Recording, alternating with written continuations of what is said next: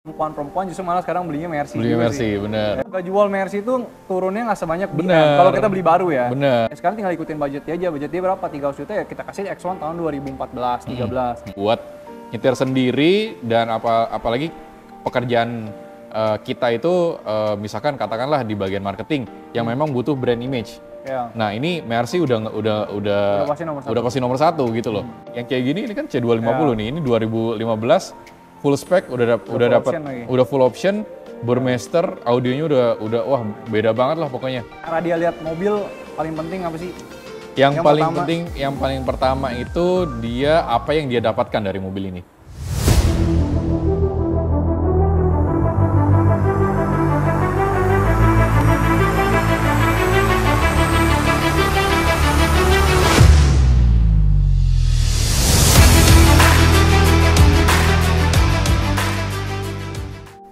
Selamat siang teman-teman Garasi Bloko. Kali ini kita balik lagi dengan podcast kita yang kedua.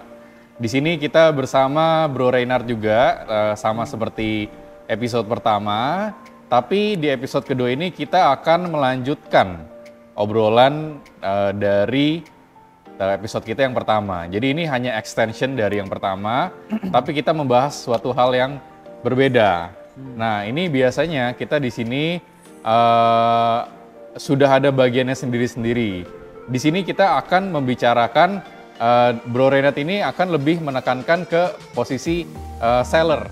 Saya akan lebih menekankan ke posisi buyer. Jadi kita akan membahas perbedaan perspektif dan juga bagaimana cara memilih stok ataupun mengambil unit mobil Eropa yang benar. Gitu. Jadi tunggu apa lagi, kita langsung aja masuk ke pembahasannya. Oke, sebelumnya nih buat ngelurusin. Jadi biar pada tahu juga, jadi maksudnya seller sama buyer tuh mesti gini. Kalau gua di sini lebih banyak beli mobil, ya kan? Kita beli mobil, bawa mobil masuk ke showroom.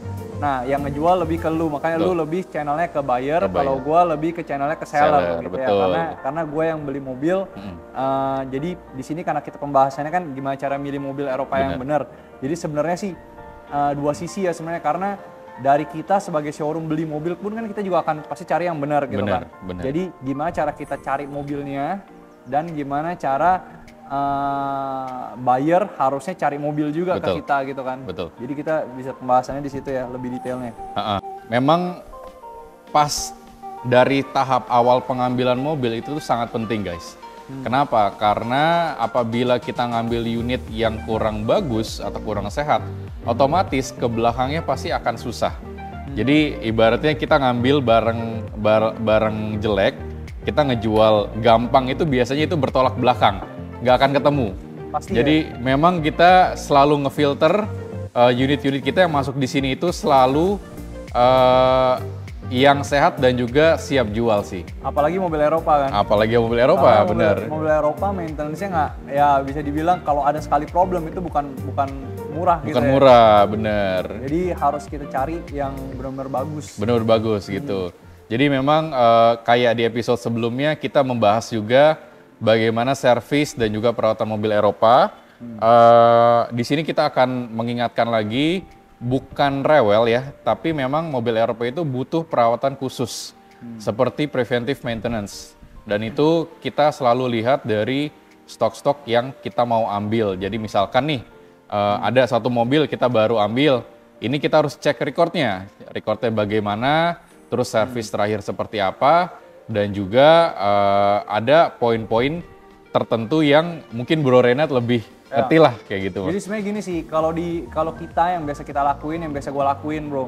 Jadi kalau gue mau beli mobil, sebelumnya kita kan Garasi Bloko kan lumayan besar ya. Kita jualan juga lumayan kencang juga. Jadi kita sehari aja tuh bisa ngecek mobil untuk jadwal pengecekan tuh bisa 3-5 mobil. Minimal 3 lah sehari. Nah dari 3-5 mobil itu minimal ya kisaran mungkin hanya satu yang kita beli gitu. Kenapa kita beli cuma satu? Bukan karena kita nggak bisa beli gitu.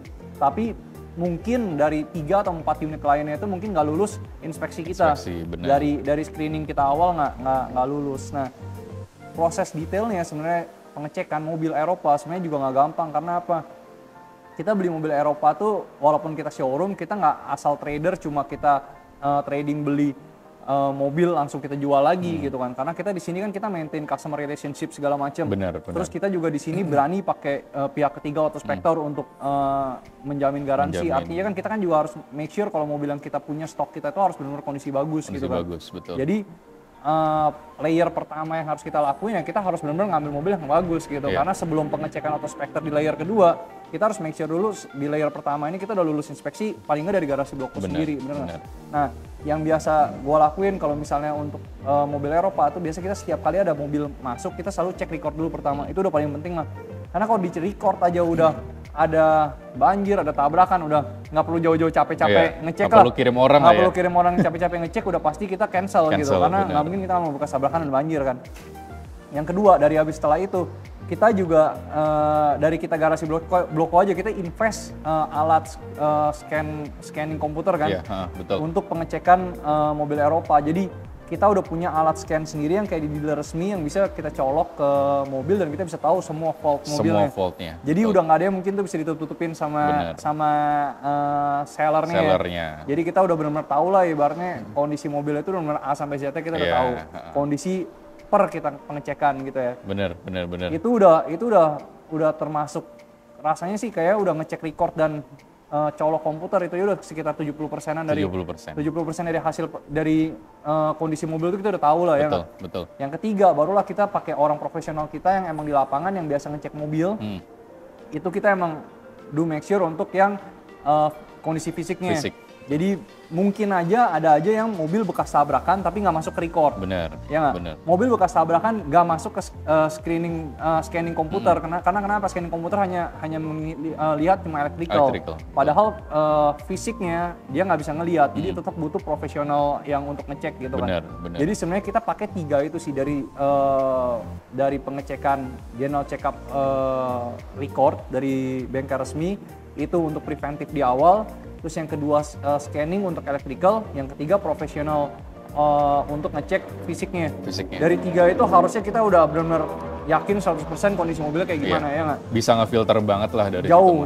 Dan kita juga pasti do test drive, nggak mungkin nggak. Karena mungkin bisa kita lihat mobilnya kondisi bagus, odometer low, segala macam. Pas kita test drive ternyata transmisi ada problem. Atau kaki-kaki bunyi. Itu kan something yang kita kadang nggak kelihatan di mata, tapi pas kita cobain baru berasa. Bener. Jadi itu sih biasa 3 itu kita cek. Kalau udah aman semua, barulah kita beli itu mobil. Benar. Sampai sini kita recheck ulang, kita make sure pakai Autospector. Benar nggak? Jadi Autospector itu tujuannya untuk ibaratnya untuk second layer kita lah untuk ngecek yang udah kita cek gitu kan, untuk make sure kalau misalnya emang mobil itu beneran bagus. Karena kalau dari Autospector masih ada kondisi yang belum lulus inspeksi, biasanya kita harus bawa ke bengkel dulu untuk kita rapihin dulu. Perbaikan dulu semua. Jadi nanti setelah diberesin semua kita bawa balik ke showroom, dicek ulang sama Autospector. Lagi. Jadi sampai Autospector tuh harus lulus inspeksi.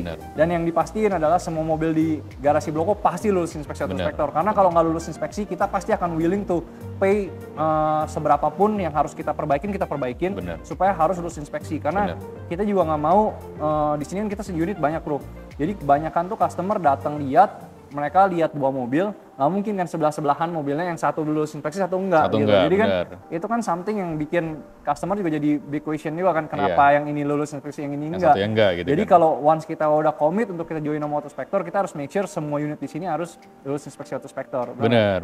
Nah, dari situ barulah kita jual mobilnya kan. Nah, nggak tahu dari lu gimana? Kalau pas jual mobil, customer sedetail apa sih? Sedetail kita nggak sih untuk ngecek mobil kita? Kalau kayak showroom udah pasti detail kan? Udah pasti detail, benar. Nah, kalau dari sisi buyer tuh sedetail itu nggak sih? Kalau dari sisi buyer sebenarnya relatif. Jadi kadang ketemu customer tipenya A sampai Z ya.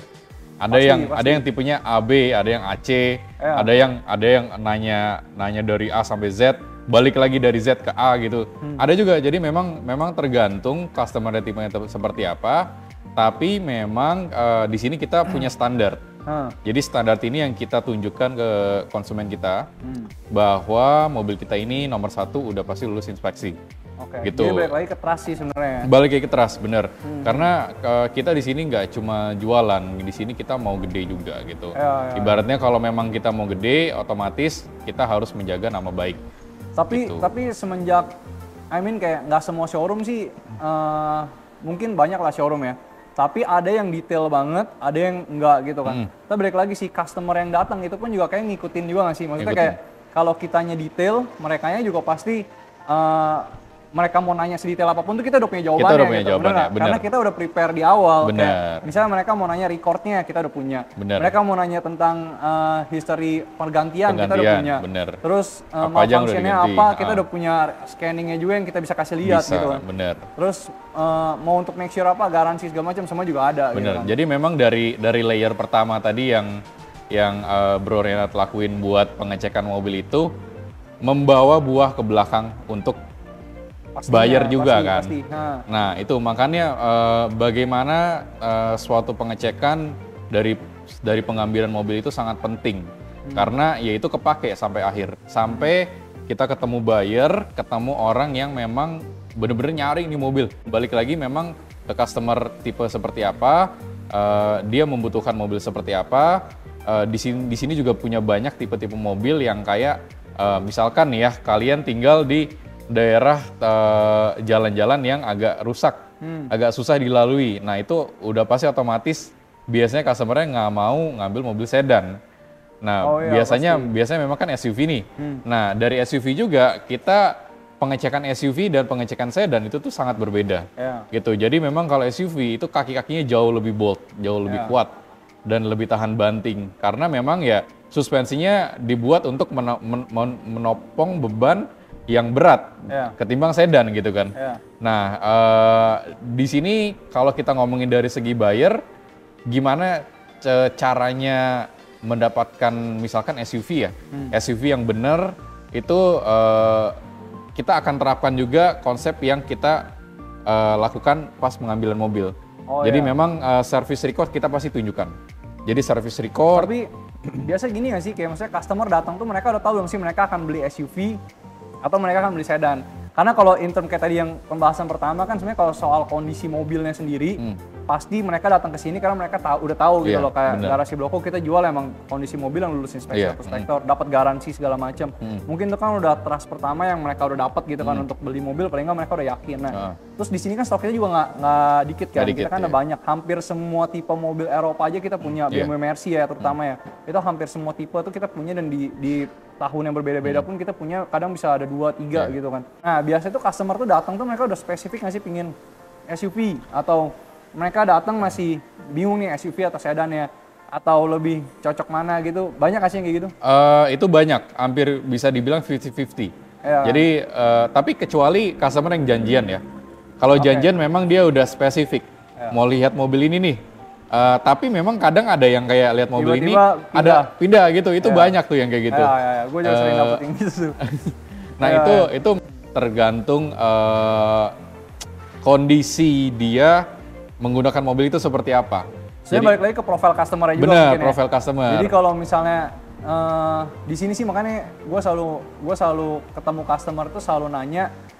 Mungkin lebih banyak kita sebagai seller yang nanya ke customer dulu, bukan customer yang nanya ke kita. Karena sebenarnya kayak gue pas kalau ketemu customer pun juga gue selalu tanya gini sih, dia butuh mobilnya untuk apa, terus pakai mobilnya nyetir atau disupirin gitu-gitu. Jadi kayak lebih kayak kita kayak interview customer-nya buat kita tahu gitu loh profil customer ini butuh mobilnya kayak gimana. Dari situ kalau kita udah tahu kan kita baru bisa ngasih advice ke customer kan, mobil apa yang cocok buat dia dia beli gitu. Dari situ yang kita kasih advice pun balik lagi ke customer-nya sih, apakah dia suka atau enggak gitu kan.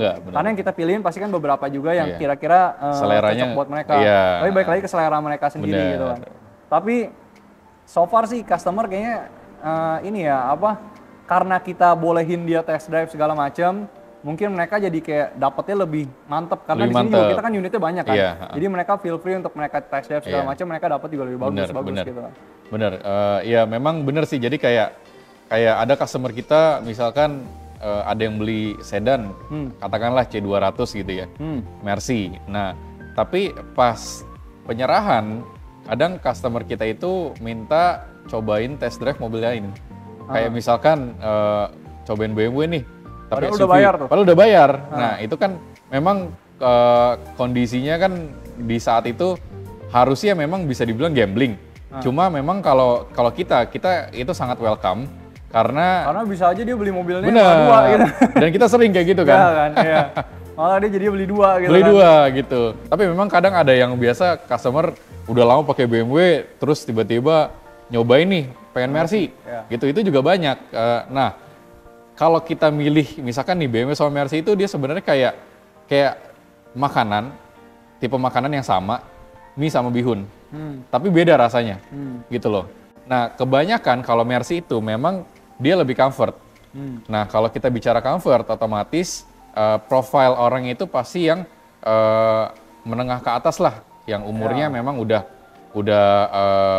agak lumayan. Kalau buat anak muda lebih ke BMW agak lah lebih gitu iya kan. benar. Profilnya Kalau buat emang anak lebih muda kesana ya. memang iya, buat BMW itu anak muda biasanya.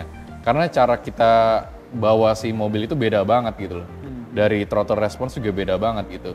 Nah, itu kayak hal-hal spesifik seperti itu nanti kita akan bahas di episode selanjutnya. Jadi memang kalau kalian penasaran dengan unit-unit kita, langsung saja datang ke Garasi Bloko. Kita buka setiap hari dari jam 9 pagi sampai jam 6 sore. Senin sampai Senin, jadi nggak ada libur guys. Nggak ada libur. Langsung aja datang ke sini, alamat kita ada di bawah sini, di Bursa Mobil BSD. Nextnya kita akan membahas ke suatu hal yang lebih mendalam lagi. Apa isinya nanti kalian tunggu saja, karena itu menjadi rahasia kita bersama. Terima kasih, salam sehat dari Garasi Bloko, dan ini Bro Renat. Thank you.